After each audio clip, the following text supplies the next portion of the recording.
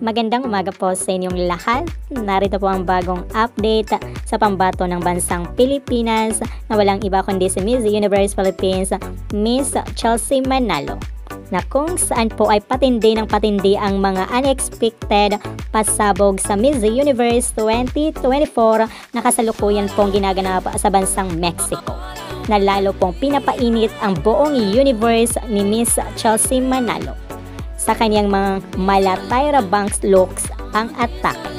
Narito ating panoorin kung paano po nag-stand out ang kakaibang hairstyle ng ating reyna na si Miss Universe Philippines Chelsea Manalo. Kaya patuloy po natin or wag nating kalimutan na suportahan hanggang dulo for Coronation Night ang ating pambato na si Miss Chelsea Manalo para po may uwi na ang pang-5 corona sa bansang Pilipinas. At patuloy din po tayong nakatutok sa channel na ito para sa iba pang updates. Maraming salamat po.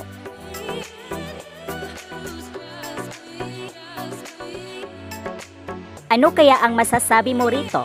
I-comment mo dyan sa comment box at huwag kalimutang mag-subscribe para always updated. Ako po ang inyong lingkod, Akiko Umali. Maraming salamat po.